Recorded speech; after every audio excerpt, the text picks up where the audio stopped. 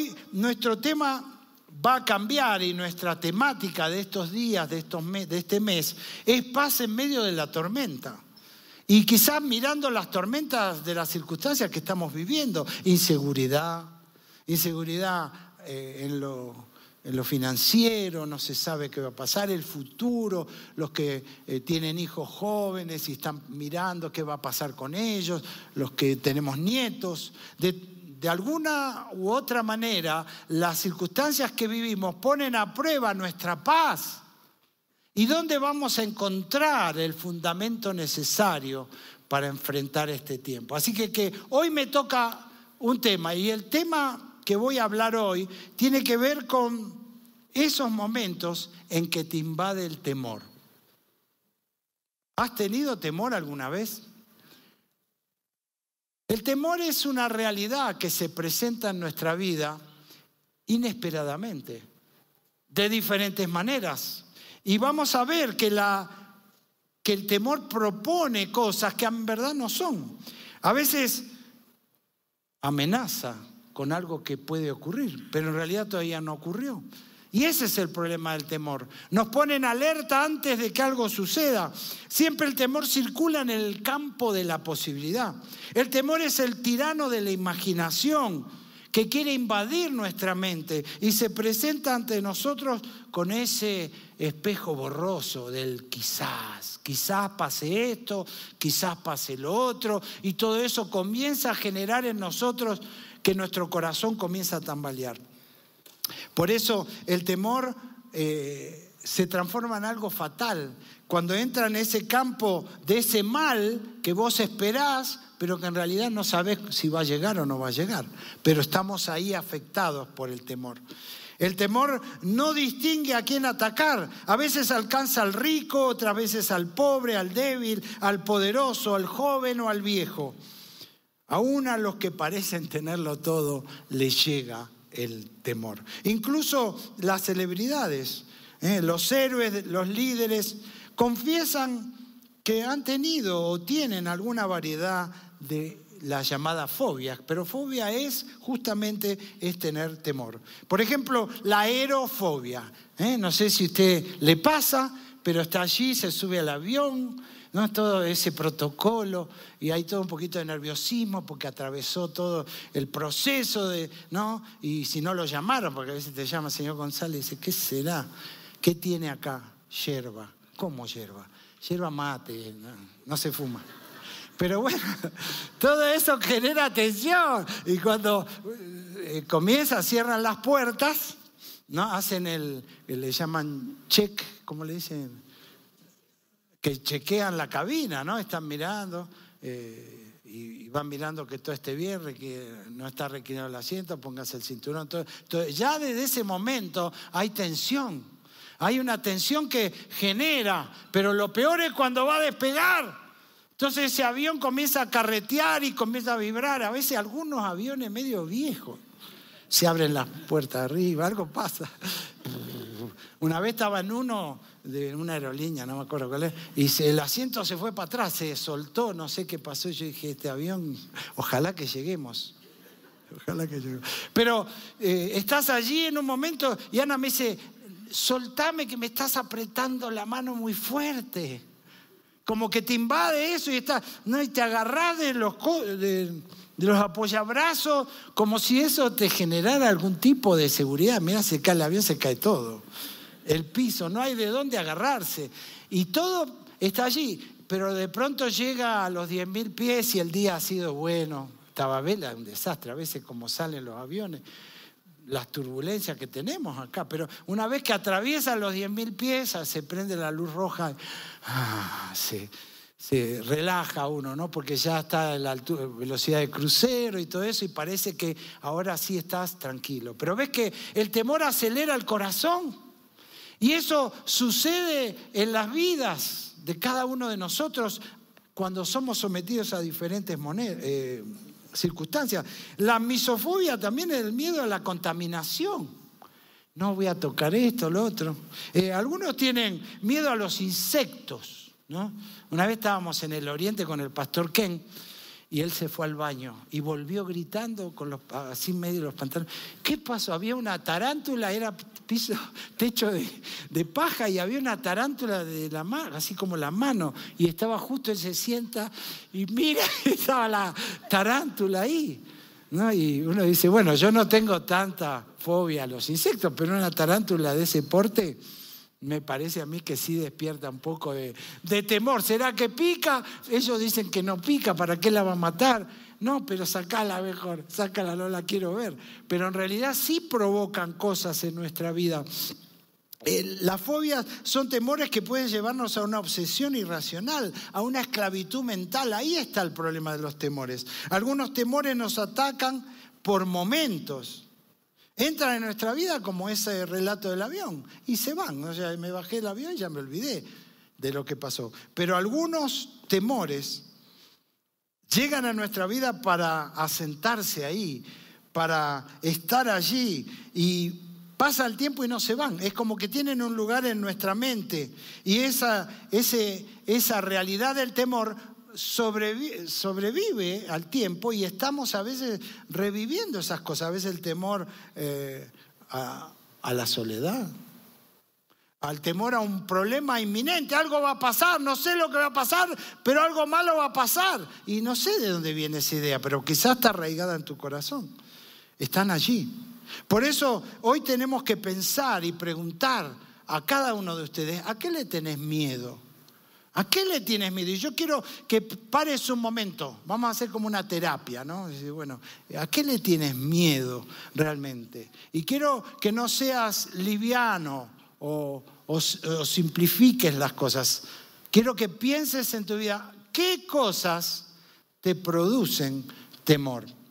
Quizás la pregunta podría ser, ¿qué cosas te inmovilizan? Sentís que estás como atado o atada. ¿Qué te roba el gozo? La suegra. Bueno, eso podemos tomar consejería.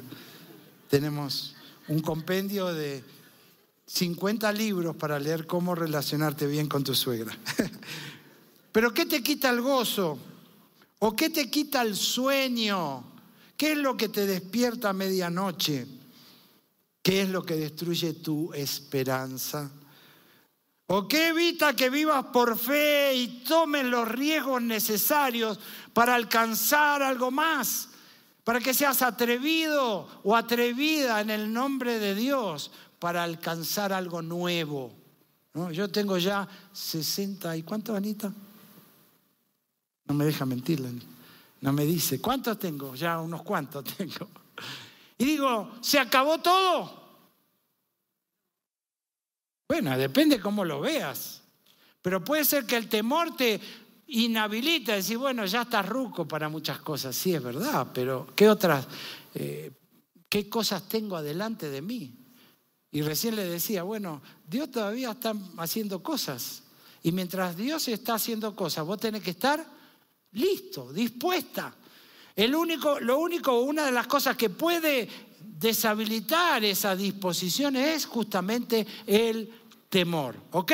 Así que vamos a nuestro mensaje. Está en Salmo 56 y vamos a ver una historia allí del rey David, ¿ok? Este salmo, el Salmo 56, se relata o tiene que ver, porque bueno, seguramente David lo escribió posteriormente, pero tiene que ver con un momento muy especial de su vida. David era profeta y siendo un profeta hablaba de parte de Dios, pero nunca la inspiración de Dios, eso lo estudiamos en bibliología, los que quieran saber más, ¿qué es la inspiración? Cuando Dios habla y las personas como los profetas profetizaban. Dios está guiando al que va a escribir, pero respeta la personalidad, usa la personalidad de aquel que es el que escribe. No es un robot que reproduce una palabra que Dios le da. No, sino que la vive. David está viviendo todo lo que está escribiendo en el Salmo 56 y es un segmento, un momento importante y muy especial de su vida. Salmo 34, léelo después, y el 56 son muy paralelos. ¿Cuándo se desarrollan? Bueno, él va a comenzar a huir de Saúl. Ya fue elegido por Dios para ser el sucesor, ¿se acuerdan? Y ahora él está huyendo del rey porque el rey escuchó que decían, Saúl mató a los 1000, ¿no? Venía de la guerra y Saúl, y dice, y David los 10.000. Y escuchó Saúl esto y le causó envidia. La envidia es una de las razones por las cuales se persigue. ¿Por qué persiguieron al Señor Jesús? Por la envidia, ¿no? La clase religiosa. Y eso es algo dañino. Y obviamente no lo buscaban solamente para reprenderlo, lo buscaban para matarlo. Saúl buscaba para matarlo. Y eso él lo sabía. Así que David en ese momento huye de la presencia de Saúl y se va a una tierra, a los filisteos. Y allí está. Y en medio de eso él va a un lugar que se llama Gat. Y no sé si ustedes se acuerdan la historia del filisteo que había vencido a David, de dónde venía. ¿Se acuerdan cómo se llamaba el gigante que había vencido? Goliat. Pero Goliat ¿de quién? Goliat de Gat. Y él va allí. Y de pronto alguien lo ve y le dice, ¿no es este David? ¿No es este el que mató a los 10.000 de los otros? ¿No es este el que mató a nuestro primo? ¿Te acordás del gigante? ¿Él no es? Y dijeron, sí. Y ahí entonces David se vio en problemas y tuvo temor.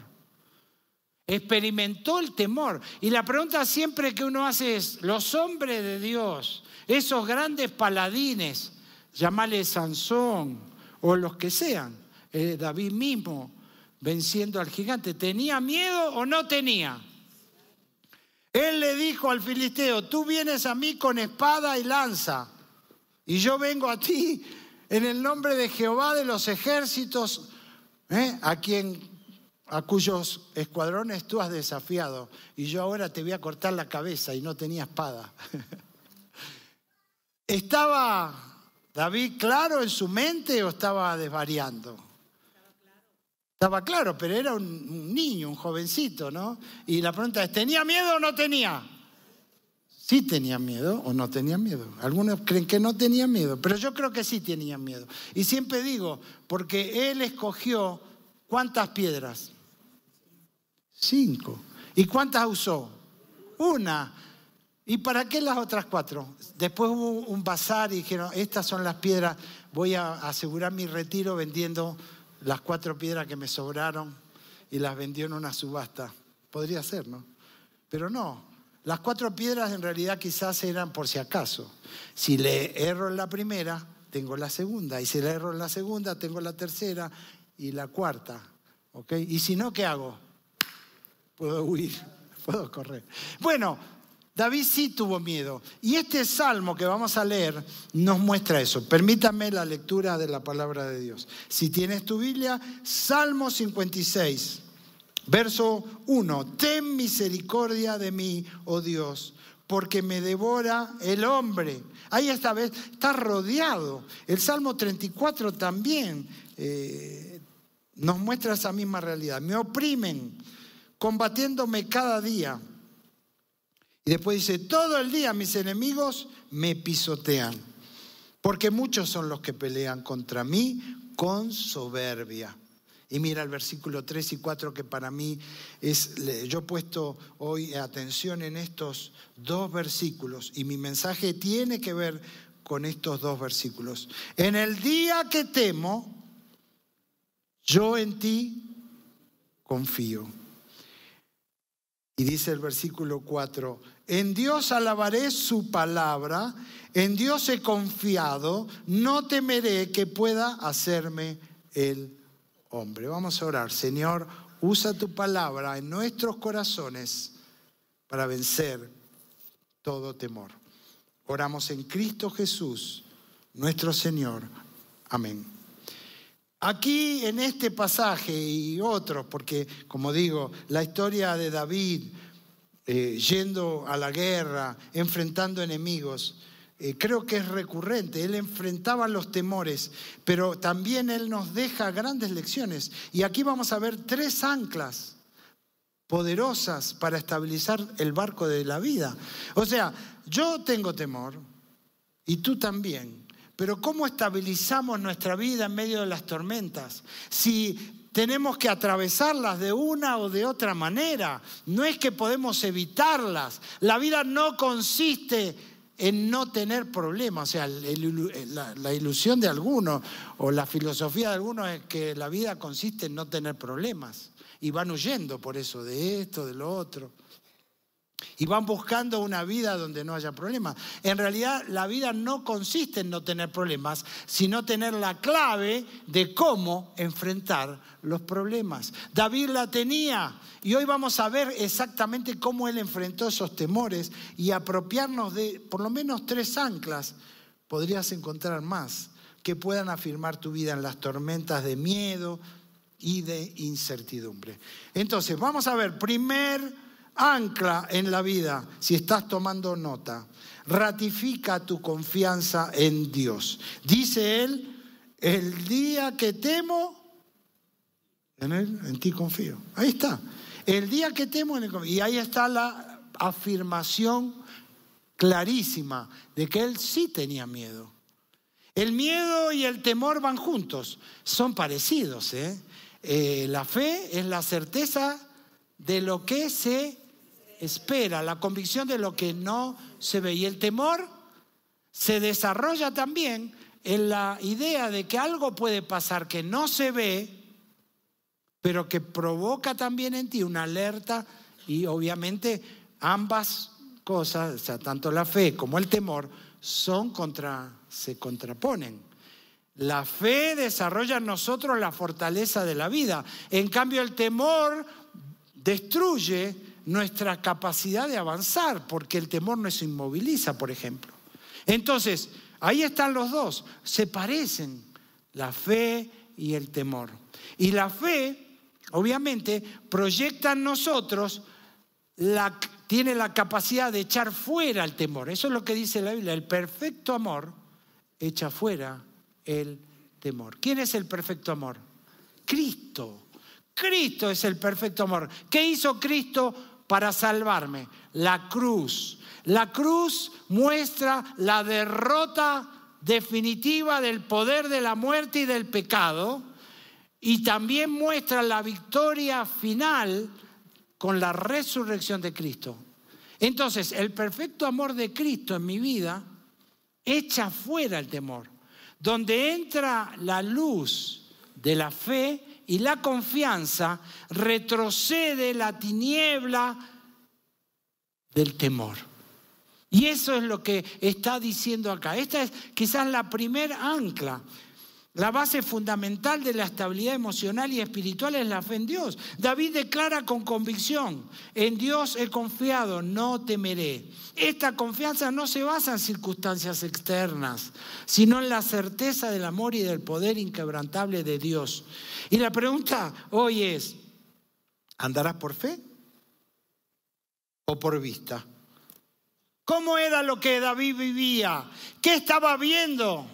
David estaba viviendo un momento muy trágico de su vida porque lo perseguían para matarlo. El poder del rey, con todo el ejército del rey, lo buscaban para matarlo. Ahora se cruza de los filisteos y está peor.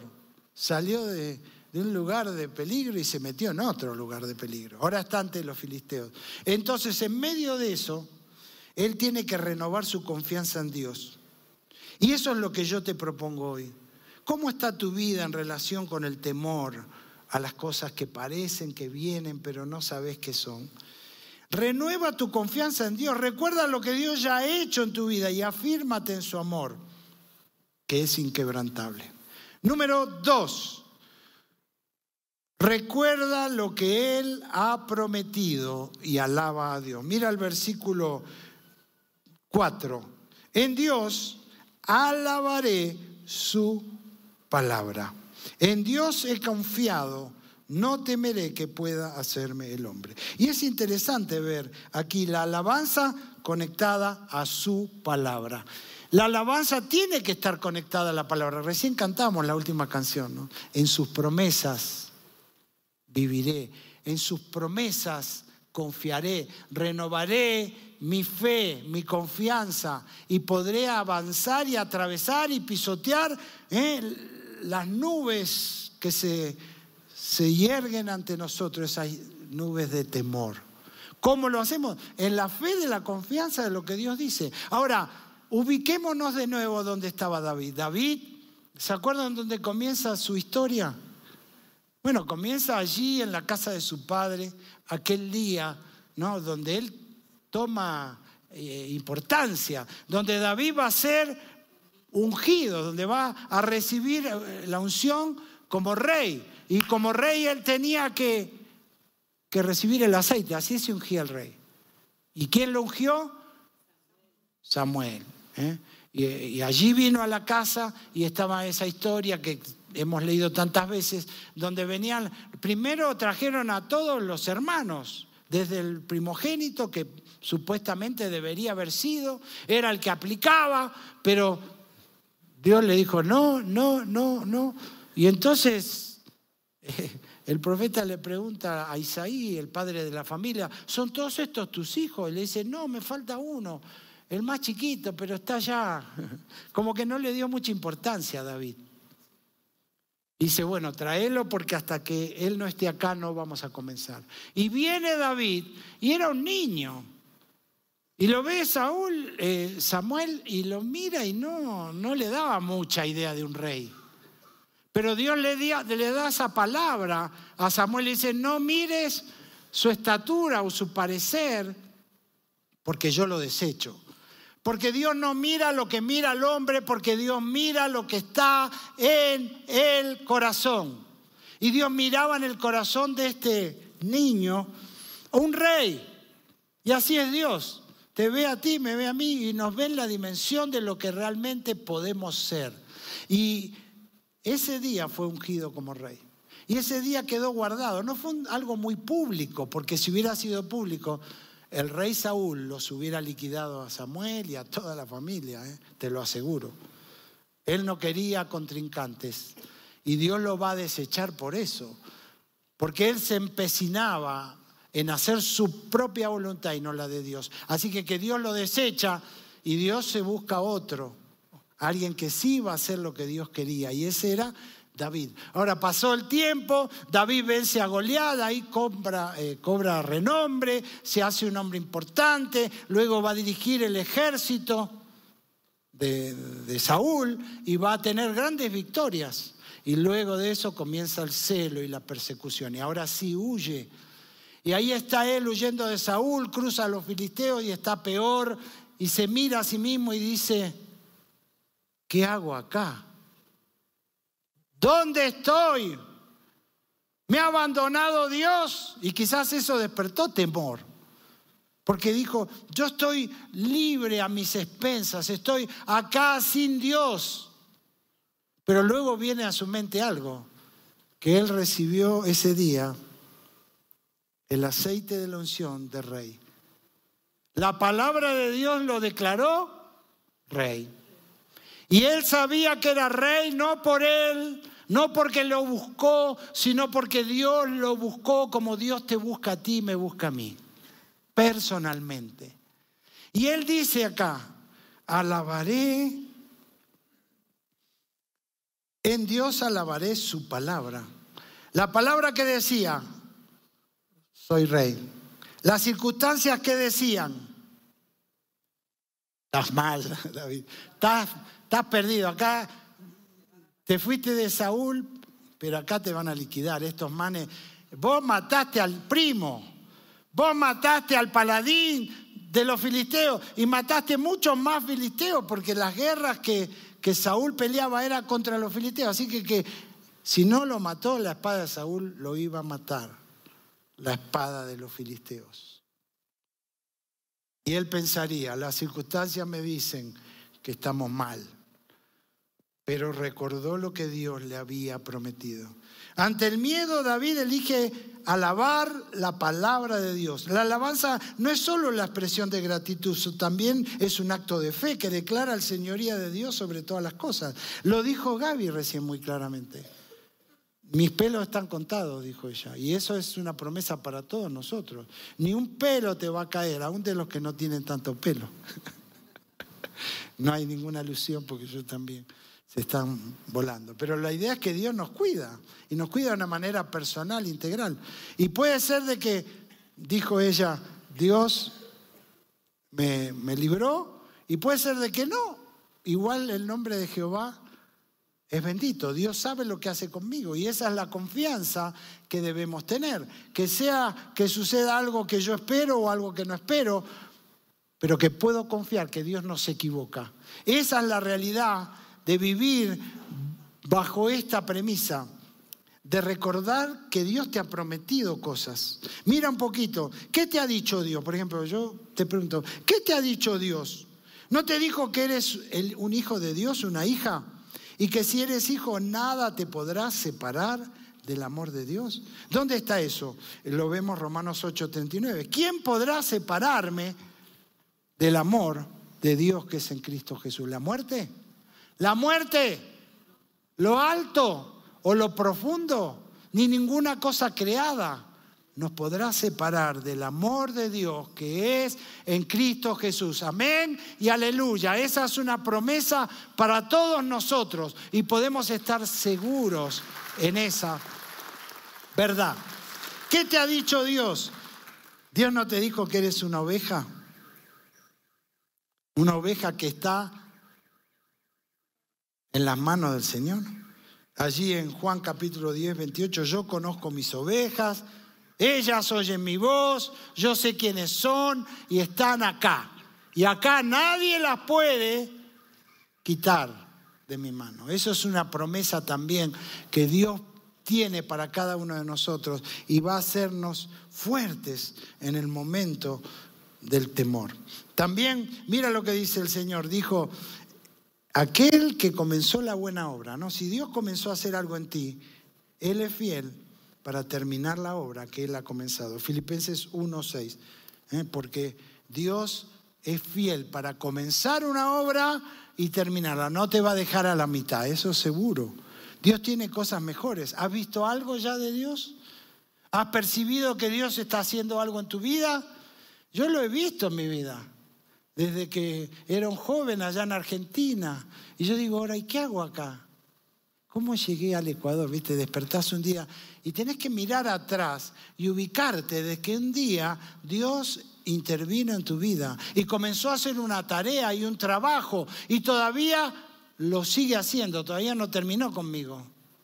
Yo dije, menos mal que no se cansa el Señor, ¿no? Pues si no dice mejor me busco otro. Pero Dios tiene paciencia con cada uno de nosotros y va a cumplir aquello que Él se propuso cuando nos llamó. Así que eleva tu alabanza a Dios, expresa tu gratitud por las promesas de su palabra, incluso en medio de las dificultades. Queridos amigos, hermanos y hermanas y hermanitas, si vos no lees la Biblia, no esperes que el Señor saque algo de su palabra a tu corazón, ¿entiendes? Es que es así, es que cuando vos estás en problemas, vomitás en un sentido sobre tu mente lo que has guardado. Esa es la palabra rumiar.